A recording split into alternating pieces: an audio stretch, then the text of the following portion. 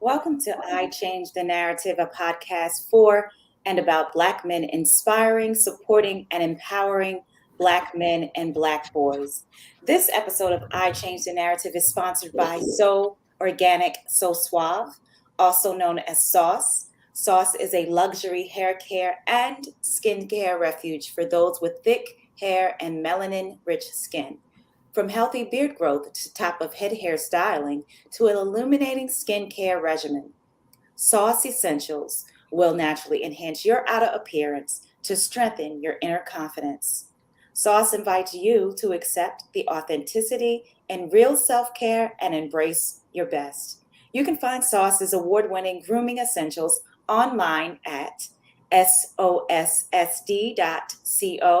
Again, that's sossd.co.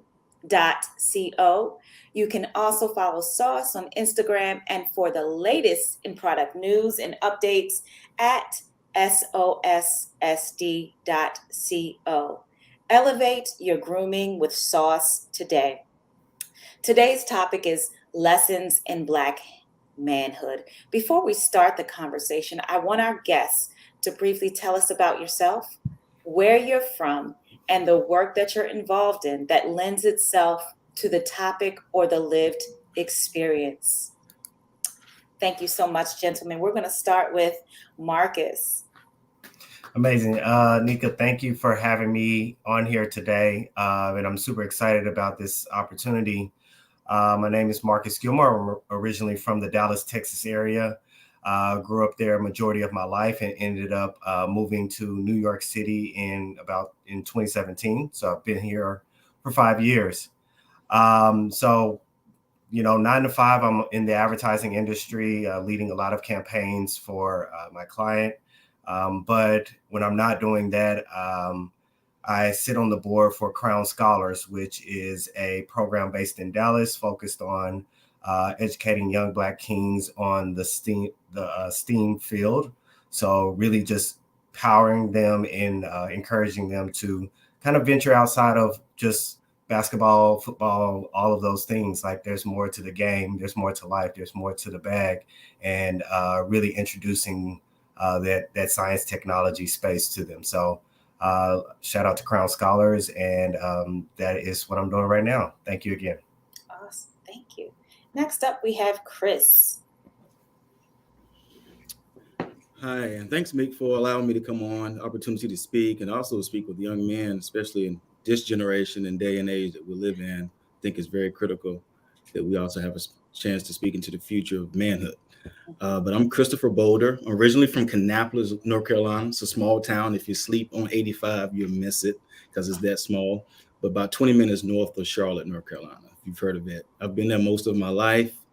I originally just moved here just recently, back in July of the summer, to Boston, Massachusetts. So it's a new experience, definitely different from the South, and they do not have my accent nor my vernacular. So it's a change. But I work with inner city youth. I work with a lot of urban, work in a lot of prison of men of dealing with mass incarceration. I speak to troubled youth. I'm an author as well. And here in Boston, I am associate director of a university here at Gordon Conwell.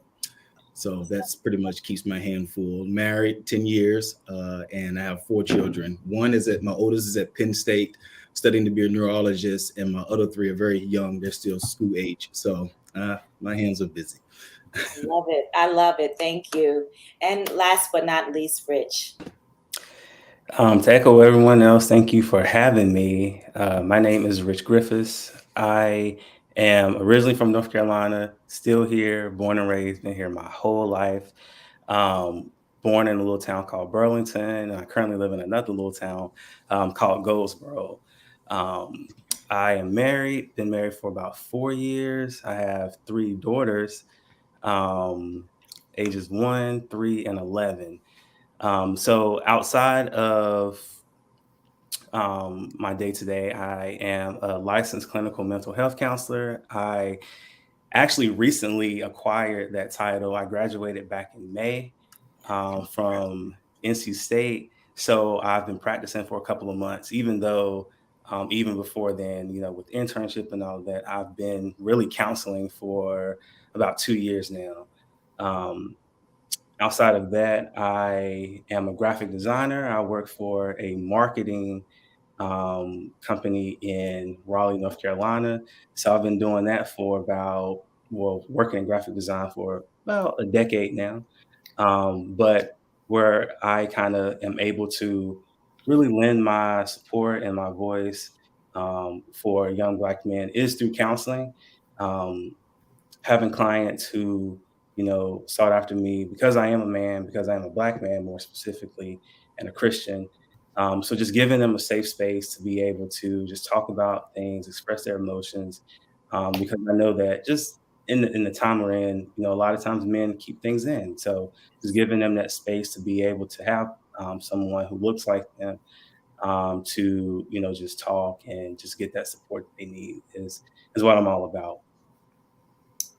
Thank you so much again, gentlemen, for being a part of the conversation. Every season I rerun this particular topic with a different panel of men because I always believe in providing fresh perspectives from various age groups of men for the purposes of helping our younger Black brothers navigate Black manhood through sharing of personal discoveries and stories. So this kind of intergenerational mentorship is important in the development of Black men, no matter if they're young or if they are more mature. So today, I'm thankful that you all are going to provide strategies and tools and lessons that you've had to walk through in order to elevate your futures. So I always say to the men that I have on here, everyone has a story and wisdom knows no limit. So let's get started. What are some of the lessons that you've had to learn and some of the things that you've had to encounter as a Black man that you all could pass on to our younger Black brothers as well as our mature Black brothers? Anyone can take it. Yeah, Go ahead, Marcus. yeah, I'll jump it off. Man, honestly, it's a great question, but there's so many ways we could take this, right? I think the biggest thing for me is like I remember just that early part of my life where it's a community around me, right? So it's my father, and then when I go to church, it's the men at the church, and my dad would take me to all of these choir rehearsals, and so he was in the male chorus. So I'm like, man, I don't want to go to this, but at 9 and 10 and 11, like I didn't realize that being around them every single Tuesday, and I traveled to these churches, like it was building me in a certain way. And these men turned out to be my mentors, and I still visit them today.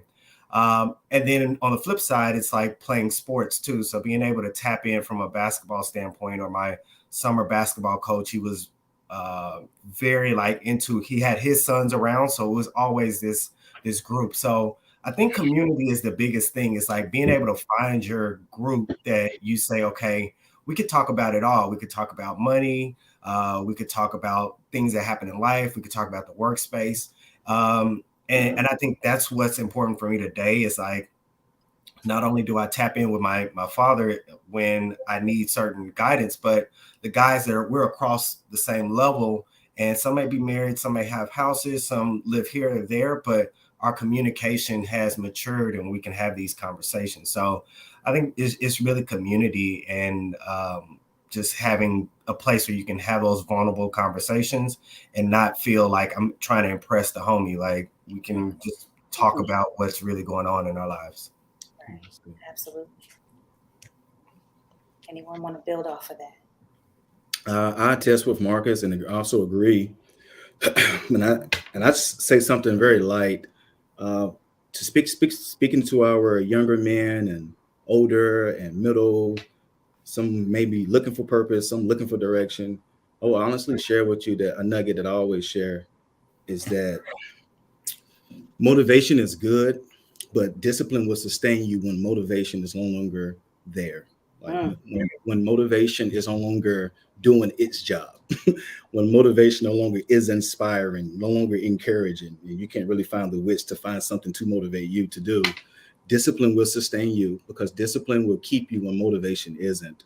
And I think that's a very substantial piece for the younger me. If I was speaking to the younger me from back then, wish that I would have picked up on that growing up and looking for that in community, like Marcus was just sharing, looking for that in accountability, looking for that in a community to where I'm not looking for people. I'm not looking for the trend. I'm not looking for what's current. I'm looking for what's going to sustain me for in the years to come. So when I guess those trials or those adversity or temptations be at bay, I got something that I could really anchor in. And I think this younger generation, I think they really need to learn that a trend is meant to come and go, but Yes. discipline is meant to stay. It's meant to last. It's fortified. It's solid. It's been tested. Yes. It will endure. And even if it comes to someone like myself that's married, when your relationships are shaky, like discipline will sustain you. You can go on all day with this. So I think that was something that I wish I would have learned years ago, but I'm thankful that I catch it now. But I agree. Thanks. Right. And discipline, I mean, that, like you touch on that, discipline is not easy. Like, it is a every week, every month kind of thing. Like, I try new things. If that's from journaling to like creating to-do lists, it's like, okay, workout. Like, I even add the calendar invites, like workout. If it's journal reading, if it's journal write, like trying to just stick to it, it's tough. Like, you're gonna fall off, and you got to figure out how to get back on and tighten back up, and hold yourself accountable again. That go back to the community part, like, having that person or those group of guys or that text message that says, yo, did you tap in at the gym? Did you do this? Did you check your account to make sure you really did move that number over? Because that's what you told me you were going to do. So it's really like, because it's so easy to fall off, and go to bed at 2 a.m., wake up, scrolling your phone, like all that stuff it's so easy to do that. So discipline is a tough one. Yeah. I think that it's important for Black men to know that when you fall off, that it's okay that you're going to fall off. Yeah. But it's more important that you get back on. That's it. And that you all do not beat yourselves up because you fall off.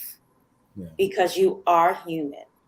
Yeah. So I think that's very important as Black men, that you all should know that and understand that. Get to that place where you understand it's okay, but I must get back on. Yeah. Yeah. I mean, Rich, I want to hear your take on this, but it's like the unlearning of things, right? Like sometimes we do beat ourselves up because we like didn't do it, and we're like, man, I didn't do it. Like, and now you got to unlearn that because you have matured and you understand. So like, is there sometimes, I guess, from a counseling standpoint, that you do have to talk to people about that and unlearning and letting go of things to move on to the next place or whatever they may be going through? Yeah, I would say a lot of times when I talk to clients and, they're kind of expressing me some of the things that they're going through, the biggest thing that I try to voice to them is just giving yourself grace. I think we live in a society where, we're so hard on ourselves and kind of to the point you were making, like we beat ourselves up if we make a mistake or we do something that, otherwise we feel that we shouldn't have done. My whole point is just giving yourself grace, forgiving yourself, and just allowing yourself permission to get back up and just keep moving. Learning how to learn from those mistakes, as I'll call them, and just moving forward and not harping on, what you didn't do or what you could have done, but just, again, giving yourself grace. Yeah, I agree with Rich. I believe it's safe to tell people, and I say it all the time, that it's okay not to be okay. I think people need to learn that they can live in that space and live in that grace, that allow yourself, man, that it's okay not to be okay, to embrace those emotions, process those emotions. I think it's when we begin to put bandages on those feelings and emotions, never processing it, moving on, maybe from relationship to relationship, just to find yourself back into that same situation that you put a bandage on last relationship or previous years before, because you never gave yourself time to heal. So I definitely, Rich, I agree, man. That's That's good. real. So processing your feelings and emotions. That's good. That's good. That's good. Yeah, and to add to that, I think it's different for everybody, right? And also, like, I think about if I told that to like the guys the younger guys that I talk to that are like that 18 or right at 21, and what does that mean? It's like everybody has a way they go through they process feelings. Me is like, if I had a down day, I go to the court right here, like go to the basketball court, and I just shoot free throws. Like I literally like that's the way I am talking through things, and I'm talking it through in my head, or I talk on the phone. But it's that act that I like have learned to tap into, and it's why I probably chose this apartment, because the basketball court is right around the corner.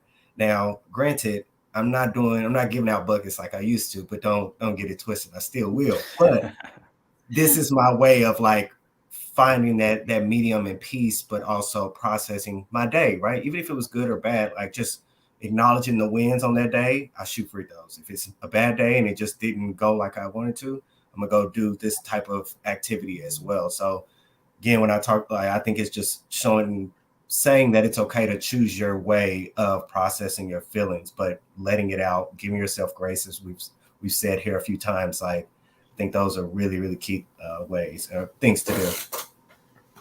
Let me ask this to all of you. We're speaking of processing our feelings and emotions. Let's talk about the social media piece, because we are hearing lately, Mr. West, we see what he's going through. We're reading his emotions, his feelings on social media. So what are your thoughts for particularly our 18-year-olds? Talk to us about that. Are there any do's and don'ts to the social media and processing? Is that the place to process our emotions and feelings? Yeah. Go ahead. Go for it. I would say personally, no. Okay. Now, I do think that it is good to be able to maybe get out your emotions in some way. Some people like to write. So I would say instead of writing it on social media, maybe write it in a journal, maybe write it in the notes on your phone, maybe talk to a friend.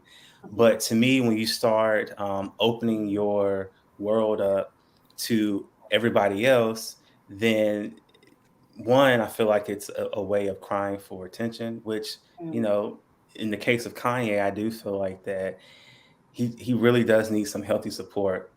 healthy But support. I just feel like, you know, social media isn't the place for everything. I think we live in a day and age where we feel that we have to share everything that we're going through on social media, whether good or bad. Mhm. And I think some stuff should just be kept.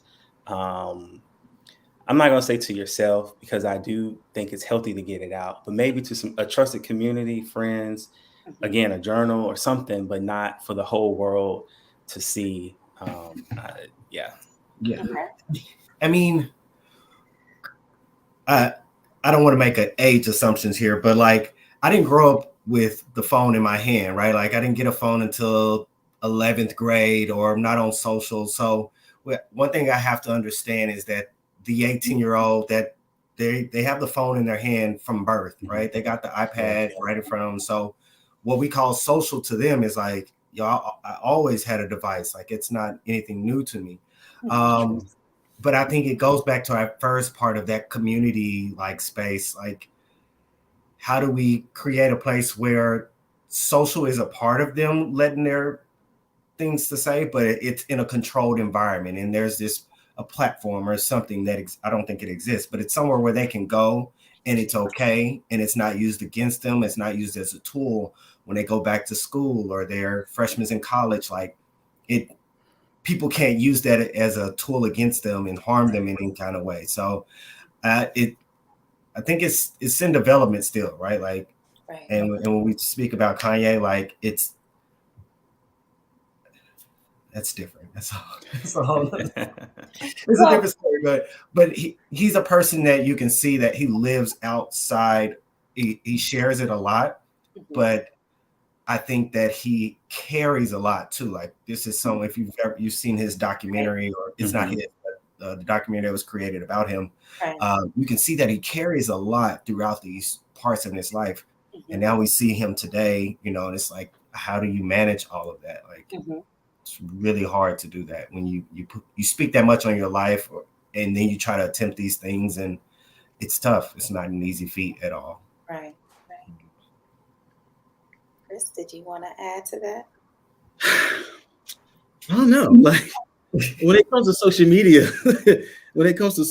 and things like Mr. West, of course, does, and other individuals too, like vomiting their Yes. issues and dramas, and I don't know. I guess depends on what kind of mood I'm in when it's on my news feed. I guess they kind of like, it could rub you wrong, it could rub you right.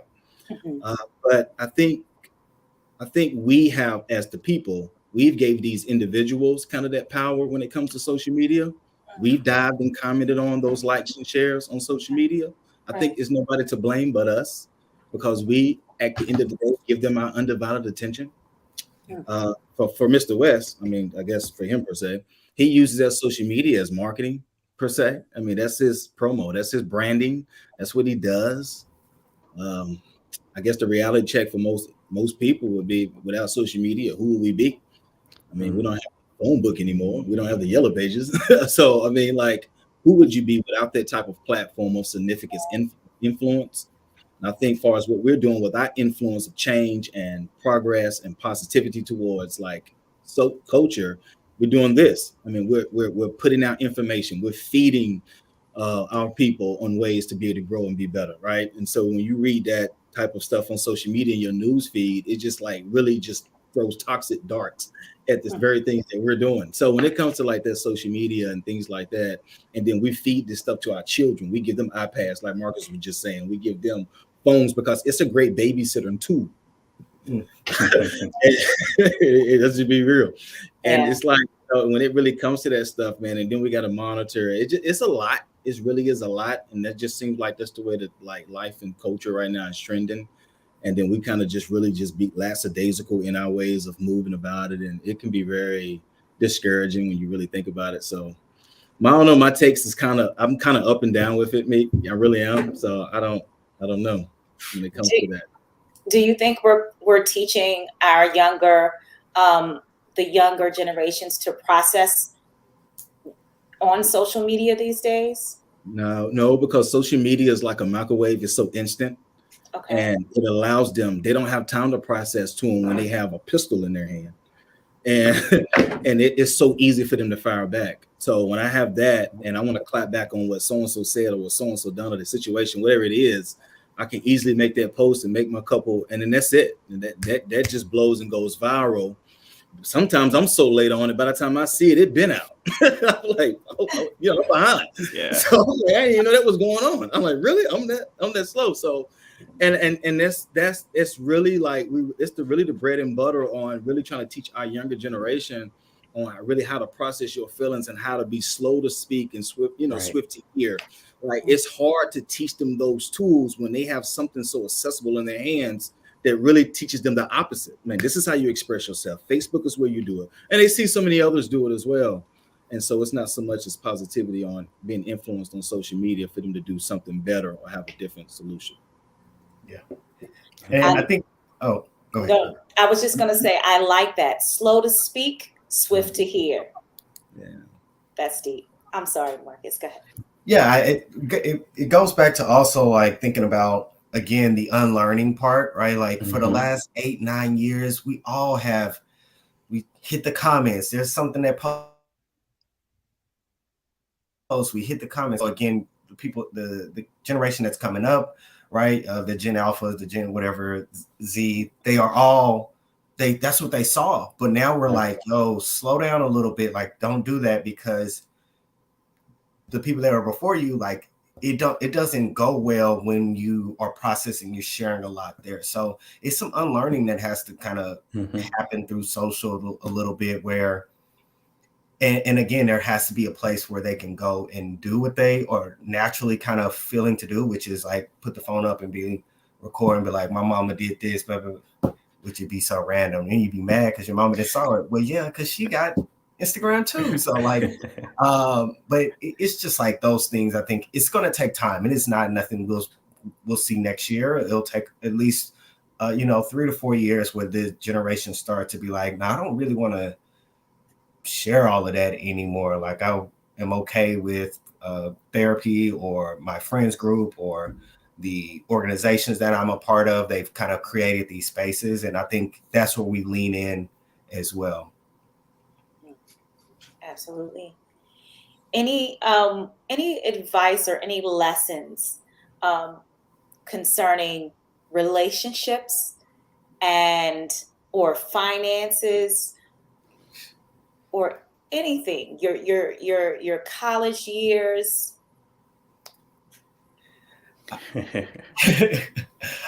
I'll say this about friendships. Like guy friendships, they are. I remember my dad telling me one day, he was like, these guys that you're around, you probably won't see them the older you get. Like you may, so when you find some that are legit and that you want to rock with, really pour into that, hang out, be mature with it, make good decisions, even as a group, right?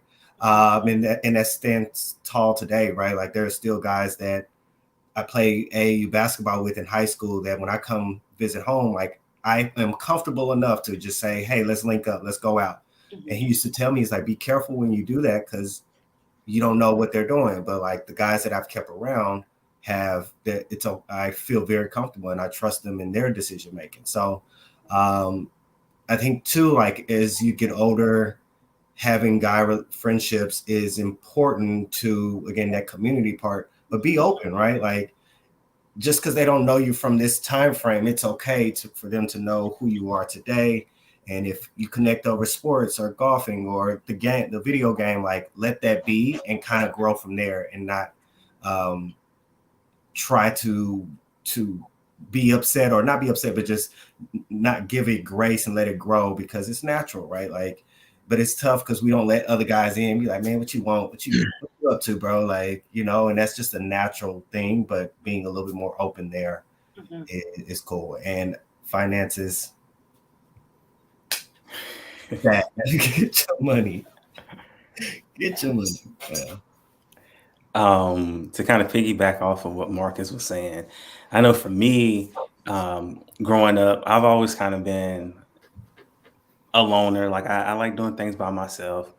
I mean, I had friends, but even still, I was someone who just preferred to do things by myself. But what I've learned more specifically over the past maybe 5 years, really, and I'm 33, is that having solid male friends has been so fruitful for me.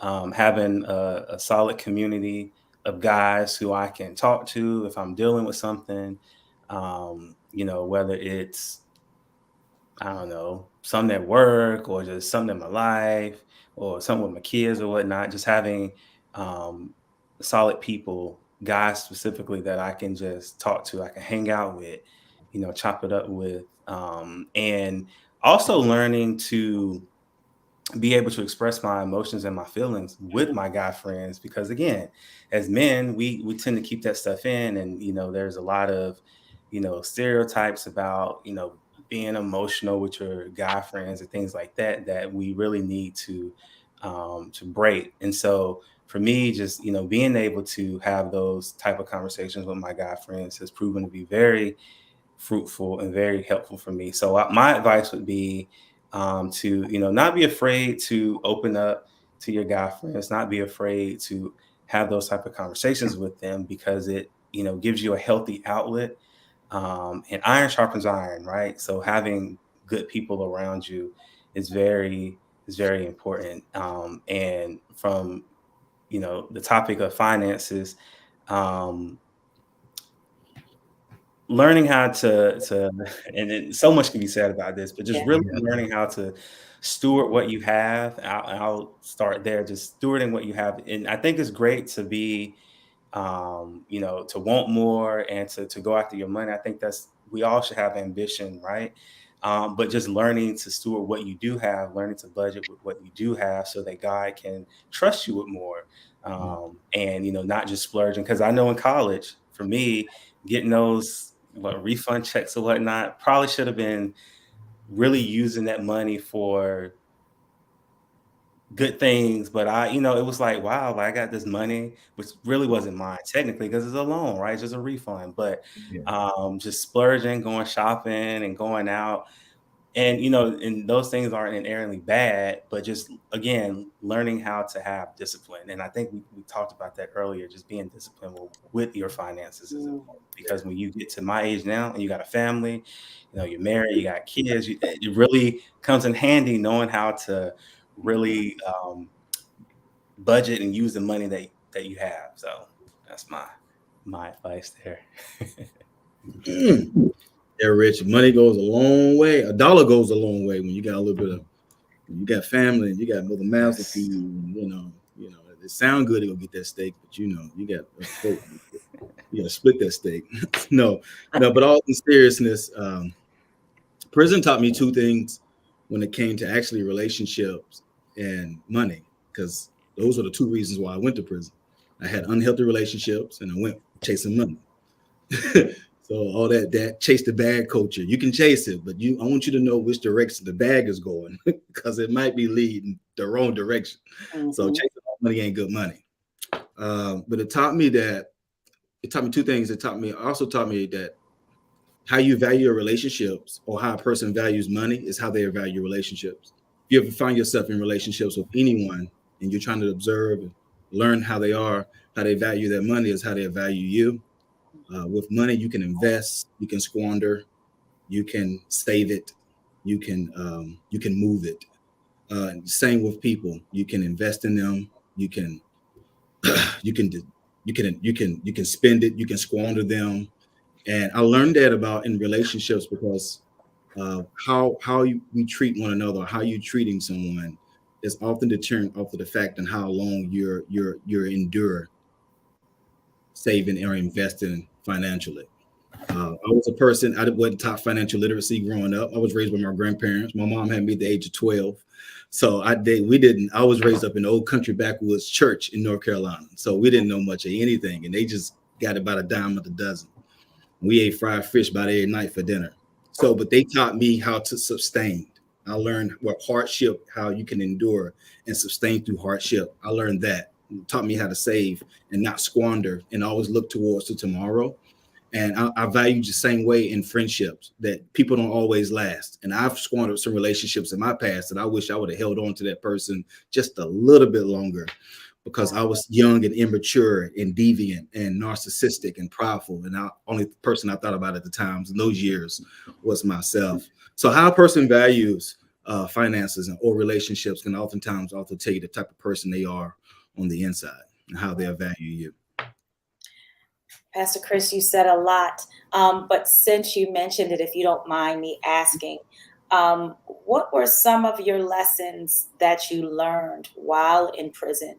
I think that that's important, because we do have some listeners that have share the same past as you. So please, if you don't mind. Sure. I spent 6 years in there, in that place, in that hellhole. I oftentimes call it a place that is designed to break you. It actually birthed creativity within me. So please, if you have any loved ones, if you know someone, I don't care how many times they've gone in and out of the system, continue to support them, because the number one thing I did learn in prison halfway through my sentence is that, man, if you don't have any support, you don't have anything. And support is the number one thing that obviously kept me from going back into prison. For an individual coming home, 85% chance that they will return. 15% chance, meaning that I got a chance to stay out of here. That's impossible to withstand. And I'm not talking about the first 6 months. I'm talking about within the first 3 years that I got a 15% deficit over 3 years to stay free from being incarcerated again, to get back out here into society and have a free chance, and to make something better of myself and to have a chance at life. If you do have a loved one or nephew or niece that's in there, I continue praying for them, reaching out and writing them, and in any kind of way that you can support them to let them know that you're there. Because as you're sitting in those prisons, in that jail, and a person's mind is in there, begins to just rot at the waste of that they're a mistake, that they're forgotten, that their life is irrelevant, and that there's no hope for them. And then what should I keep trying for? That there's no one else trying to reach me. And I think that was the counteract for me, Marcus, when you were sharing earlier about having a good community, man. I think that is so important for us to have community, somebody who can just randomly pick up the phone and call you or text you or write you to let them know that, man, I'm randomly thinking about you, even though you may not be thinking about me, because that really keeps a person's soul and heart from dying of passion and hopelessness, man. If they're in a place that is rotten, and it's hard to creativity, and then when you in there with murderers and robbers and thieves and con artists, trying to figure out a way to keep your head above water and keep moving and keep pressing and keep persevering forward. So I'm thankful for prison when I went in there, and I'm thankful for everything that it built within me to be today. I'm thankful for every day that I stayed in that cell and cried and faced towards the wall to become better, to be somebody, to have children one day, to be a father, and to let the world know that I am not the next statistics, that I am not wrote off. That story, that chapter of my life is the book is still being written. The story is still writing. Yes. Critics and naysayers may have written me off at those moments, but God still finished the story. He's the architect and he's the author and finisher of this book, of my book. And so those are the things that I learned in prison. I hope they help somebody, but those are the things that I learned in prison that is very important. And I go back into the prison here often and speak to those men and let them know that I still believe, we still believe. There's a community that believes in them, and that we're looking forward to their return, and that there's opportunity for them. But there is one thing that each individual coming home from prison has to do, that I can't do, you can't do. Don't care how many times you pray, no matter how many times you turn off the light and turn the oil on and burn the candlelight at night. Is one thing that you and I both can't do for them, is that for them, they have to want it. They have to want it. They have to want that change. They have to go out. They have to chase it. They have to chase it, and with all within them. And no matter how many times you get denied and get told no on applications, no matter how many times they tell you we give you a call back and they never do, you still have to want it like your life depends on it, or like your freedom depends on it, because it does. You only have 15% chance. So thank you for that moment. I appreciate That's good. That's good. Anyone care to share anything else? Any lessons?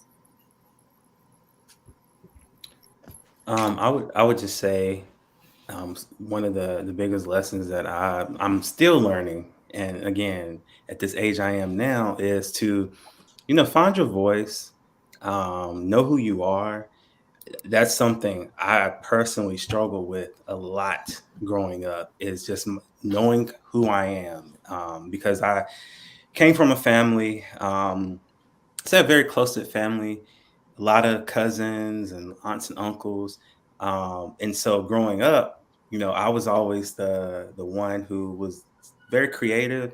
I like to draw, I like to make things with my hands, and just, was really into the arts.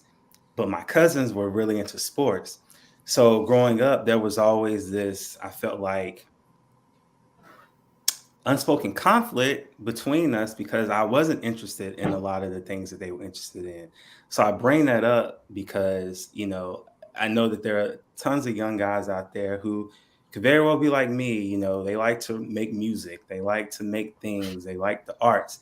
And so us as a society really supporting those people as well, because I do feel like a lot of times we're kind of pushed to the side, and it's the guys who, play basketball, play football.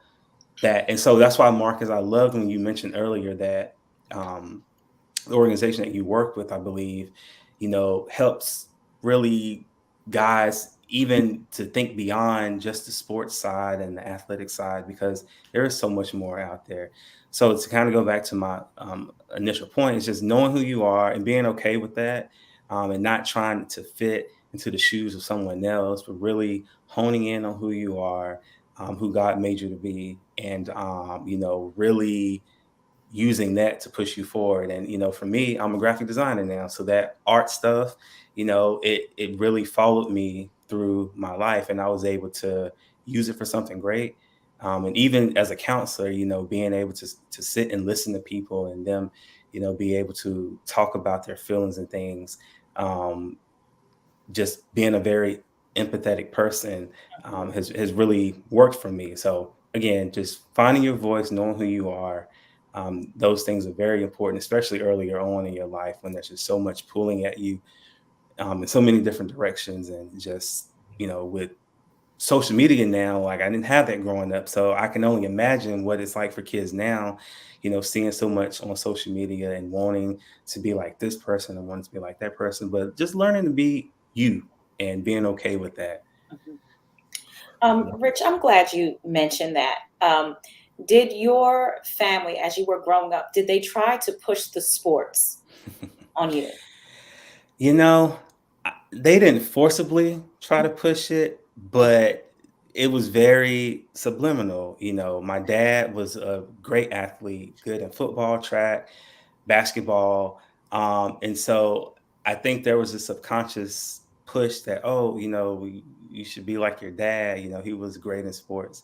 But I will say my dad didn't he never tried to force me to do anything that I didn't want to do, and Okay. always supported me and stuff at school when it came to my arts and things like that. So I was very blessed in that sense. But I guess as a collective, I will say that there was a subconscious or subliminal Mhm. kind of push to try to be like the other cousins. Right. Um, so Okay. Because I do know of a young man, he's involved in space. And I know he goes through this narrative in his head and about, well, certain people, he may think that some people want him to take the sports route, and I want him to know that it's okay that he takes the space route. If that is what God created you to do, then do it, and there amen. are no apologies about what it is you want to do in your heart. Would you all agree with that? What would you say Yes. to that young man?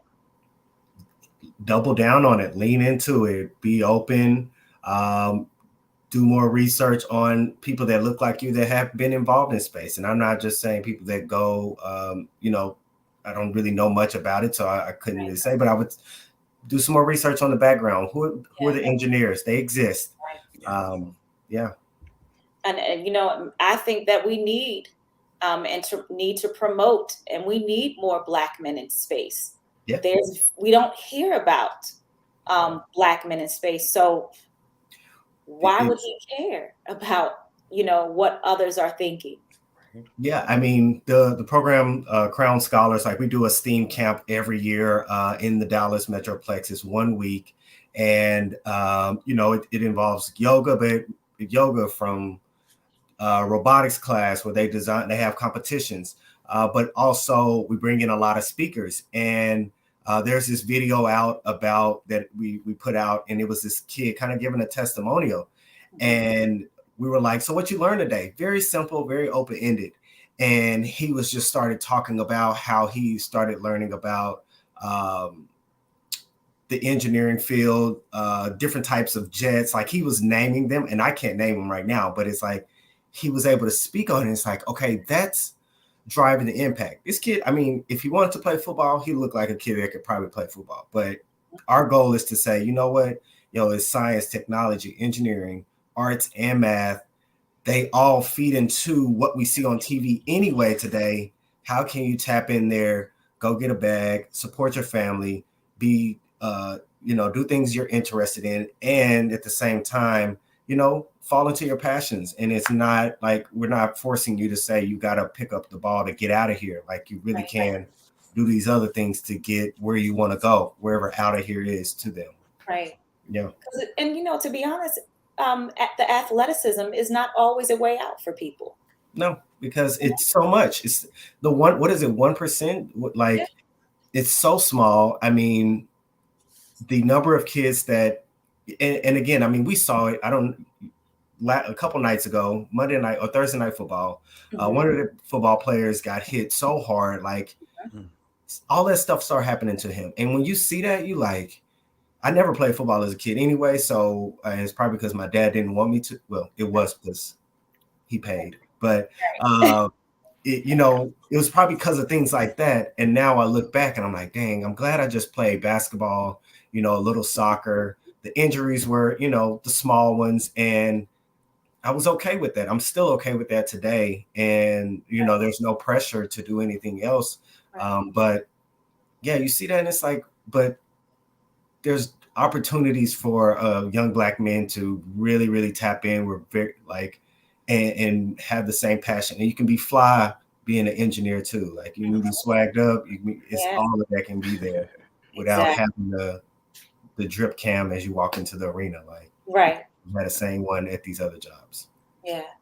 I just want our younger Black men to know that you all can thrive in any field and on any platform wherever possible. I mean, the world is literally yours as Black men and younger Black men. So, any other thoughts? Any other ideas?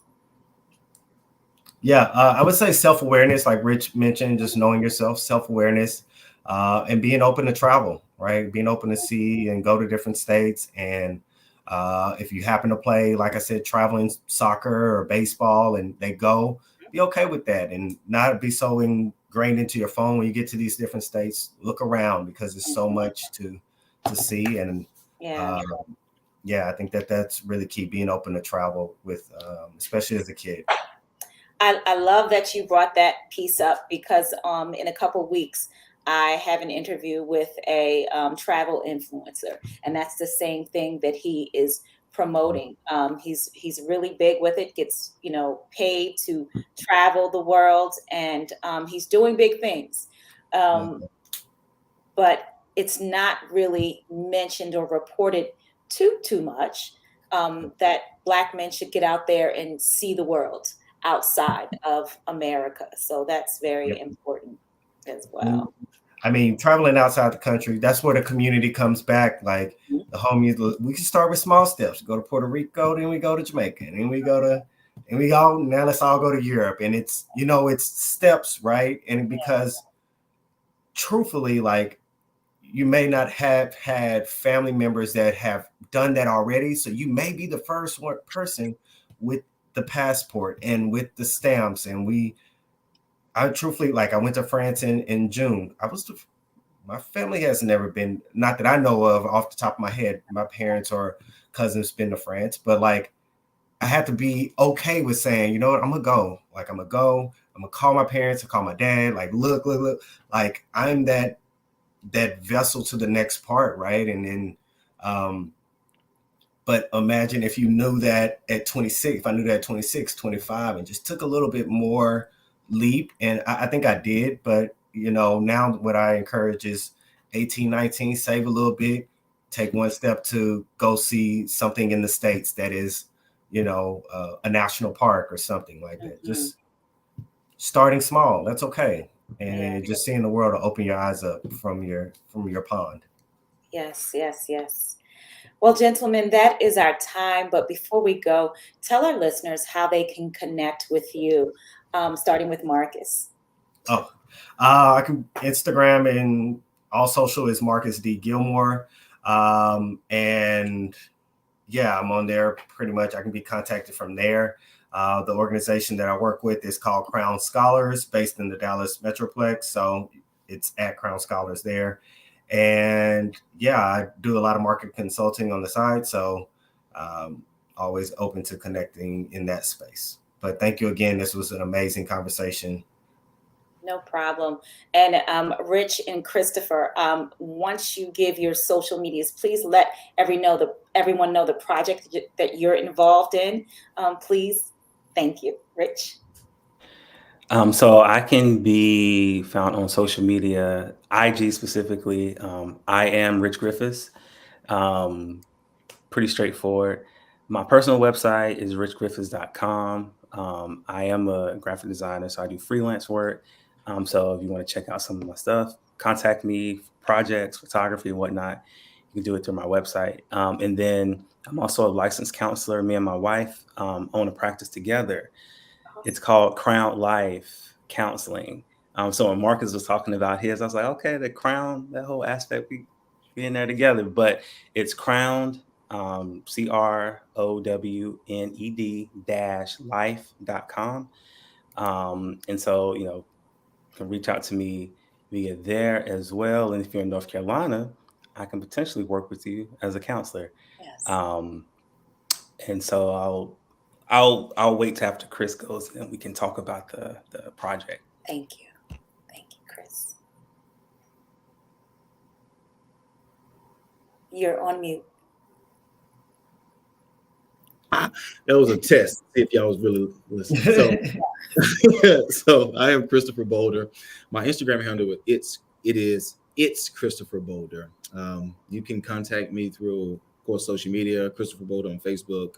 I have a Boulder Faith LLC company that I'm doing, that I'm licensed mental health specialist. I also work with life coaching specialists, and I'll tell you that part in a second. And then I work with at-risk youth, kids and youth rather. And I also visit I counsel for people who are going to prison and people who are coming home for re-entry out of prison. And so you can look on my website, details for that, or I can shoot you a link, however you feel. And you can contact me on that. I also author a book about my prison experience titled Broken. And I also work with sexual trauma that Rich and I are about to tell you about just now. You can start off, Rich. You can go ahead.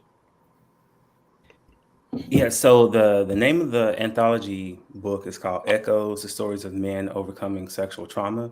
So it's co-authored by a number of men who, some are advocates, some are actually survivors themselves of various sexual traumas, whether that's molestation, rape, the whole gamut.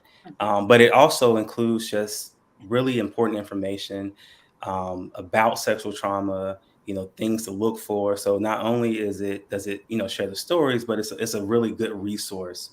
And as someone who's a counselor, I've actually recommended this book to a couple of clients who are survivors as well, because of the fact that it just shares the stories, and it's just a really amazing resource. And so the guy over the project, Robert, who's actually been on this podcast as well, he does travel around himself and speak to young guys in general, but also more so specifically to this topic. And this particular project has traveled to different states, and he does like conferences, or I guess seminars or whatnot, where various people who are survivors can come, they can share their stories, they can ask questions. So it's really been a very amazing project, and I've been blessed to be connected to these men and to be a part of this project. Thank you so much. Chris, did you want to add anything to that? Nah, Rich hit it on point. That was money. Awesome. Gentlemen, you are truly amazing. Thank you for allowing me to showcase your stories, for doing your part in changing the narrative, and lastly, for keeping your commitment by being a part of the show. That means a lot. If you've enjoyed the show, please let us know. We would love to shout you out and post your comments. If you or someone you know is changing the narrative, please contact us at iChangeTheNarrative@gmail.com. We would love to share your story. For I Change the Narrative merchandise, visit iChangeTheNarrative.org. Thank you to our sponsors, So Organic, So Suave. You can follow Sauce on Instagram for the latest in product news and updates. Visit at sossd.co. We will see you next Saturday at 1 p.m. Eastern Standard Time, where we'll have more great show, more great conversations. Thank you all so much for listening and being a part of the conversation again. See you soon.